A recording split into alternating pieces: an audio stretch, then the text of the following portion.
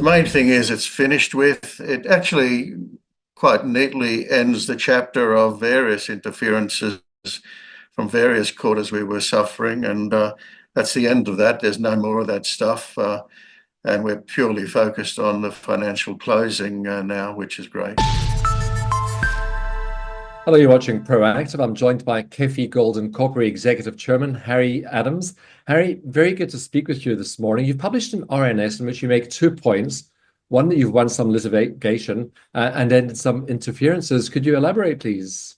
Well, the litigation's been going on for some time, and obviously we couldn't talk about it other than to refer to it in our statutory accounts as something not to be concerned about. But nevertheless, it means we can now deal with it publicly and openly, and we were previously unable to talk about it, really. But His Honour's words in the High Court were quite clear. We won on all counts, and our counterclaims have been upheld. So that's the end of that little chapter. The only thing I suppose to say is that, it's not idiosyncratic to Ethiopia or any one country when a major gold mine is approaching development. All sorts of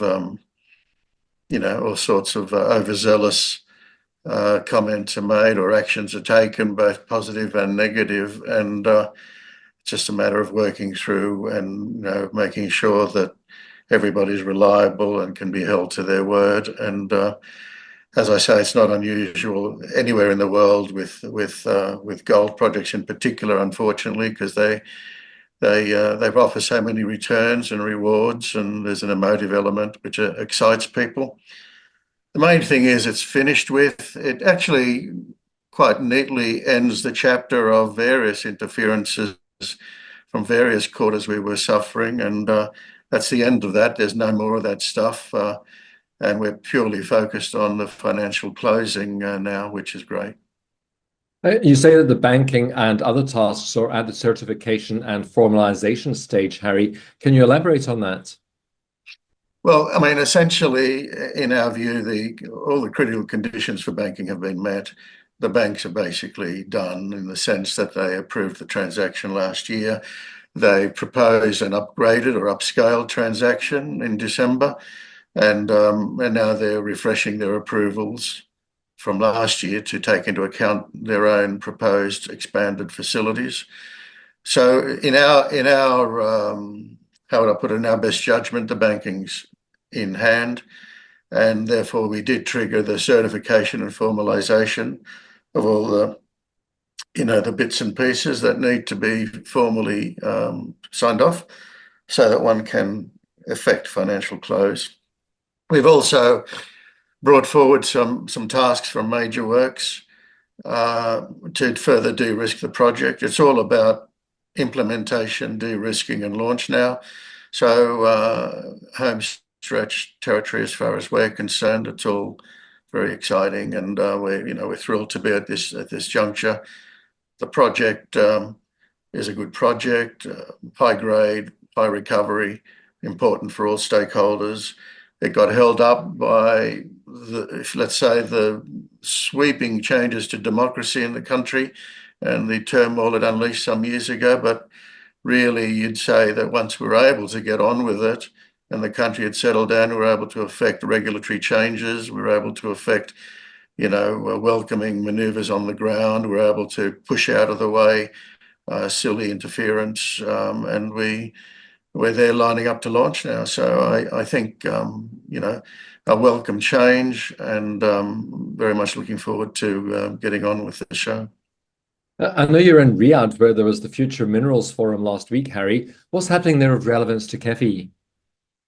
The situation in Saudi is probably quite confusing to shareholders because, on the one hand, I have no doubt shareholders have heard our pride in being a front runner in Saudi Arabia, the only company that's made discoveries in the last decade. A lot to be proud of, and an excellent working relationship with our partner, a leading family office. On the other hand, Saudi Arabia has, if you like, rolled out a red carpet to all the majors in the world and they're arriving by the plane load, and there are huge commitments being made to Saudi Arabian exploration. And I'd have to say, I believe that's inevitable for Ethiopia as well. It's the same geology, and there is a backlog of projects in Ethiopia that are obvious to us, having been in the country and developed a keen eye for the opportunities. I think out of last week's Future Minerals Forum, we have potential backers, potential buyers. We have a number of things that have come out of it for people trying to get in through organisations like ours that have been on the ground for 15 years. And so I think over the next 2 or 3 months, we'll run to ground the best scenario. We've announced publicly that we've got our shareholding in Saudi Arabian vehicle, Golden Minerals, under strategic review. And as expected, we're receiving interest with a number of possibilities being aired and discussed, and we'll optimize those over the next 2 or 3 months for the benefit of all key stakeholders. Harry, I hope you'll keep us posted on any progress with both projects. Thank you very much for your time today. I appreciate it. Thank you very much. That's KEFI Gold and Copper Executive Chairman Harry Adams.